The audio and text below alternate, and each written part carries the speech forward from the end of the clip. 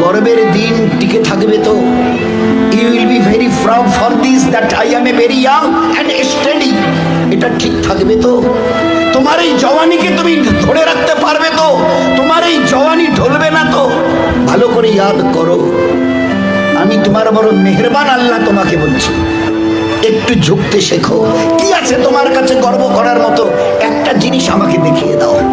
আল্লাহ দেখিয়ে দিয়েছে তোমার কাছে তিনটে আছে, তিনটি। কি কি?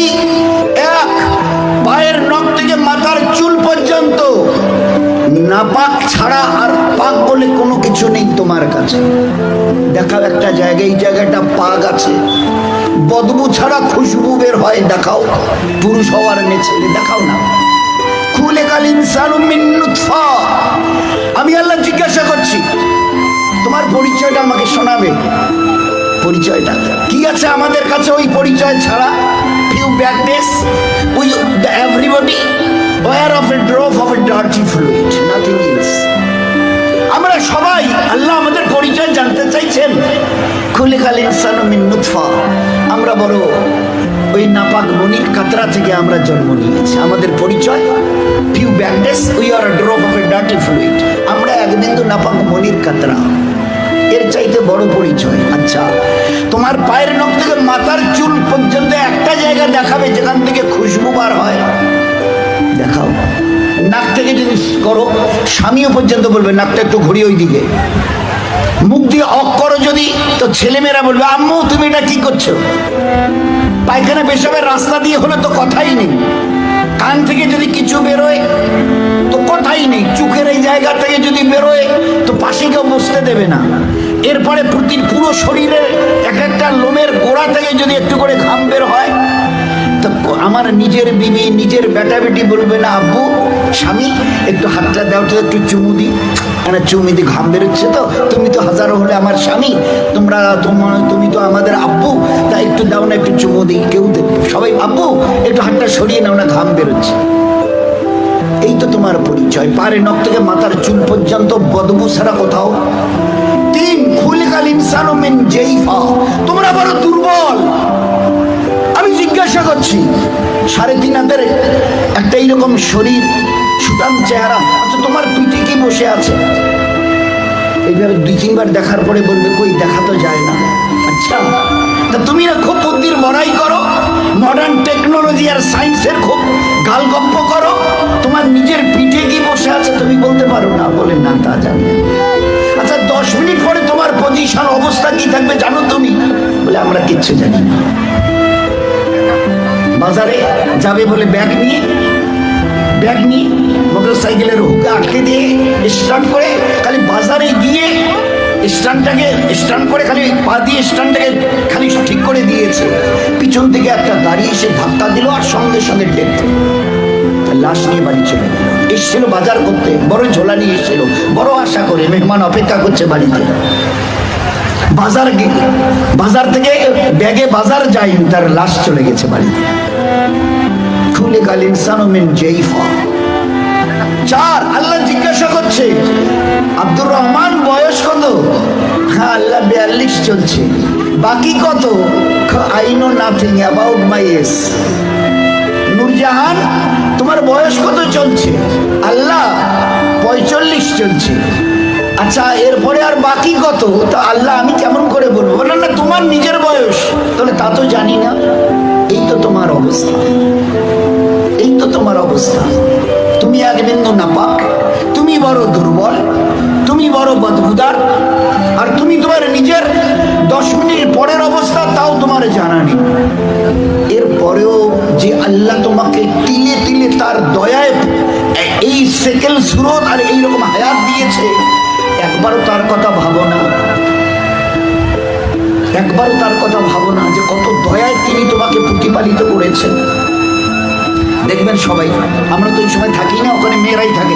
বাচ্চা যখন জন্ম নেয় না, তো যারা দাদি নানি চাচি যারা ওখানে ভিতরে থাকে, তারা এবারে বাচ্চা বের হওয়ার পরে এবারে হাতটার নখগুলো ভালো করে দেখে, কান টানগুলো ঠিক আছে কিনা, সব কিছু চোখ টোকগুলো, হ্যাঁ ঠিক আছে গো, ঠিক আছে, খবর দাও, বাচ্চা ছেলে হয়েছে মেয়ে হয়েছে, ঠিক আছে, সব ঠিক হয়েছে, সব আছে, চোখ আছে, গুরু আছে, মাথায় চুল আছে, হাত পা, ওর নখটুকু পর্যন্ত বেশ গুজিয়েছে। আচ্ছা, তো মুখে দাঁত কটা নেই কেন? কখনো ভেবেছো? এ জগতের ইনসান, ভেবেছো কখনো? সব বলছো ওকে, আচ্ছা দাঁত কটা যে নেই? আল্লাহ জবাব দিয়েছে তোমাকে বাঁচাবার জন্য। ওই সময় তোমার মুখে দাঁত কটা, যে আল্লাহ তোমার সব কিছু দিয়েছে, হাতের পায়ের নখ পর্যন্ত আছে, 2-4-5 দিন পরে কেটে দিতে হয়, সেখানে দাঁত কটা দিইনি কেন? তোমাকে বাঁচাবার জন্য। আমাকে চেনো আমি কত বড় মেহেরবান তোমার জন্য। শুধু তোমাকে বাঁচানোর জন্য তোমার মায়ের পেট থেকে বেরিয়ে আসার সময় তোমার মুখে দাঁত কটা দেয়নি। যদি দাঁত কটা পেতে না, তো মায়ের সিনার ওই নরম গোশে স্তনে কামড় দিয়ে দিয়ে ক্ষতবিক্ষত ঘা করতে, 3-4 দিন ওইভাবে ঘা তাজা হওয়ার পরে মায়ের চোখের সামনে তুমি তরপাতে, জবাই করা মুরগিকে যেভাবে তরপাতে দেখো, ওইভাবে মায়ের সামনে তরপাতে, আর তরপাতে মরে যেতে তুমি। তোমার মা একটাবার মুখে তুলে তার নিজের সিনা তোমার মুখে লাগাতো না, এই জন্য তুমি কামড় দিয়ে ঘা করে দিয়েছো। আমি বাঁচাবার জন্য সবকিছু তোমার মায়ের পেটে বানিয়েছি, পুরো ফিগারের যা কিছু প্রয়োজন, each and everything has been given from myself, শুধুমাত্র except your teeth, তোমার দাঁত বাদ দিয়ে, যেখানে আমি তোমাকে আমার দয়ায় বাঁচাতে চাইছিলাম। ওই জন্য দাঁত কটা দিনই, নয়তো মায়ের স্তনকে কেটে ছিন্ন বিচ্ছিন্ন করতে, মায়ের চোখের সামনে তরপাতে তুমি মরে যেতে। একটাবার চিন্তা করেছো আমার কথা? তোমার প্রতি কত দয়া করেছে। ফের এই বাচ্চাটা হাদিসে পাকের মধ্যে এসে আস্তে আস্তে যখন বড় হয়, তার বুবুকে, ভাইকে, আব্বাকে কিছু খেতে দেখে, শব্দ এর কানে আসে, আমারও ওইরকম দাঁত থাকলে আমিও খেতাম।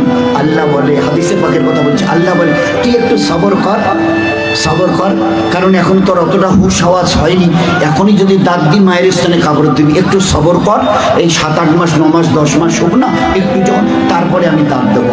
গোস্তের ওই নরম জায়গা থেকে আস্তে করে বাবা মাও সব খুশি, আম্মা তোমার নাতির দাঁত গজিয়েছে শুনেছো?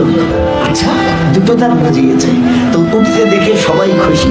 আচ্ছা, কখনো ভেবেছ এই দাঁতটা বাড়তে এই পর্যন্ত বারবার পরে আর বাড়ে না? Why? What is the reason of it? Who will give the answer? Who will give the answer? Anybody else of this world? আছে কেউ দুনিয়াওয়ালা, ও মডার্ন সায়েন্স, মডার্ন টেকনোলজিওয়ালা, এই দাঁতকে গজাতে দেখে খুশি হয়েছো? বাড়তে এই পর্যন্ত বেড়ে গেছে, তারপরে আর বাড়ে না। কোন দুনিয়ার মডার্ন টেকনোলজির পিছনে কাজ করেছে বলো না? তো দেখেছো আমার দয়া? তারপরেও যদি যেভাবে বাড়ছিল, যদি আর 6টা মাস বাড়তো না, তোমার নিজের চেহারা আয়নায় দেখলে তুমি একবার দেখে আটকে উঠে বেহুশ হয়ে মরে যেতে, অজ্ঞান হয়ে মরে যেতে। কি বিকট চেহারা! নিচের দাঁতগুলো বেড়ে গিয়ে এইরকম, উপরের দাঁতগুলো বেড়ে গিয়ে এইরকম হতো তোমার চেহারাটা, বিকট একটা চেহারা হতো। আমি ওটাকে কন্ট্রোল করেছি। এই বাচ্চা তখন 7-8-10 মাসের, 1 বছর 1.5 বছরের বাচ্চা দেখে দাদা কি যেন, ভাইজান যেন কি কর্মর করে চিবোচ্ছে, বুবু যেন কি একটা খাচ্ছে শক্ত মতো, আব্বু যেন কি একটা শক্ত মতো চিবোচ্ছে, শোনা যাচ্ছে। আসমান থেকে আওয়াজ আসে, তুই একটু সবর কর না।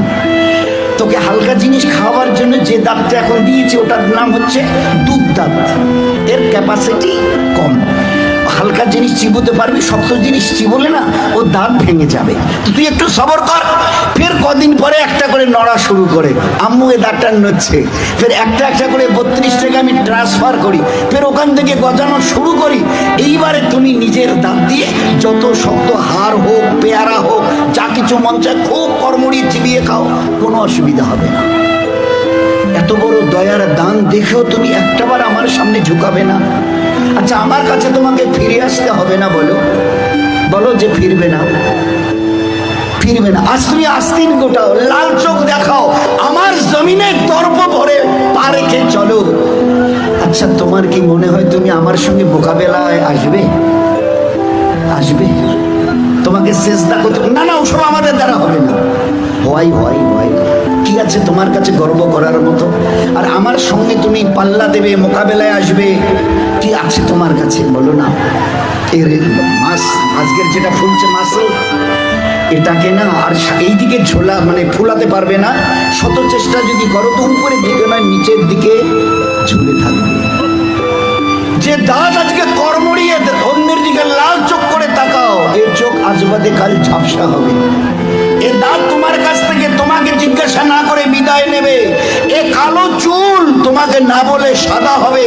এ শক্ত বডির মাসল তোমাকে না জিজ্ঞাসা করে গোশত আস্তে আস্তে চামড়া ঝুলে থাকা শুরু হবে। আমার কাছে কি তোমার কাছে আছে মোকাবেলা করার মতো? কিছুই আমি করব না, শুধু তোমার বয়সটুকুকে একটু যদি বাড়িয়ে দিই। ও আম্মেরহু নুনাক্কিসহু ফিল খালক, মায়ের পেট থেকে বের হয়ে যেভাবে মুখ থুবড়ে পড়েছিলে, নিজের পায়খানা নিজের হাতে ওইভাবে ছেনিয়ে নিজের মুখে দিয়েছিলে না, আমাকে তুমি কি দেখতে চাও? একটু যদি হায়াতটুকু বাড়িয়ে দিই, মুখ থুবড়ে পড়ে থাকতে হবে। পাশ দিয়ে কেউ হেঁটে যেতে রাজি হবে না, কারণ দেখলেই বলবে কেউ আমি একটু বাথরুম যাবো, আমার একটু হাতটা ধরে তুলে দাও তো। কেন কি তোমার ওই পিছনের দিন কটা মাসেল ফুলানো, লাল চোখ করা, জমিনে দর্প ভরে চলার ওই দিনগুলো কোথায় গেল আমি জানতে চাইছি। বলো না, আমি কিচ্ছু করবো না। একটা হাতি যদি এসে মশাকে বলে আরে তুই নাকি আমার সঙ্গে নাকি পাল্লা দিবি, তা আমি তো চিন্তা করে কুল পাচ্ছি না, তোকে যে মারবো কোথায় মারবো। আচ্ছা, একটা হাতি যদি মশাকে মারতে চায় কোথায় লাদ মারবে বলেন তো? তো আল্লাহ যদি আমাদের মতো 3 হাতের একটা কমজোর নাপাক ইনসানকে আল্লাহ যদি টোকা দিতে চায়, তো আল্লাহ কি জিজ্ঞেস তোর কোথায় টোকা দেবো বলতো? আমি আল্লাহ শত আসমান জমিনকে একদিন আমি আমার হাতের তালুতে নেব। লিল্লাহিল ওয়াহিদিল কাহার, শত আসমান ও জমিনকে আমি একদিন আমার হাতের তালু। তো আল্লাহ কত বড়! আর ওই আল্লাহর মোকাবেলায় যদি আমি আসি, তো আল্লাহ কি বলবে? ওই হাতির মতো মশাটাকে যদি বলে আরে তোরে আমি কোথায় ধরি আর কোথায় মারি বলতো? আর এই মশা যদি দ্বন্দ্ব নেয়, হ্যাঁ হ্যাঁ আসেন না হোক, মোকাবেলা হয়ে যাবে।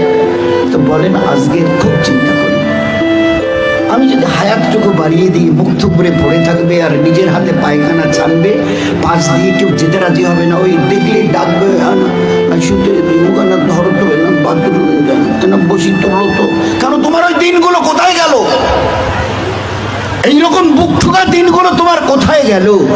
দোস্ত, দিন আসবে, ফের দুনিয়া থেকে বিদায় নিয়ে খোদার কাছে ফিরে যেতে হবে। আল্লাহ কুল্লু নাফসিন যায়কাতুল মাউত সুম্মা ইলাইনা তুরজাউন। কে আছো দুনিয়ায়? ঝুপড়িওয়ালার কুরসিওয়ালা কে আছো যে আমার কাছে আসবে না?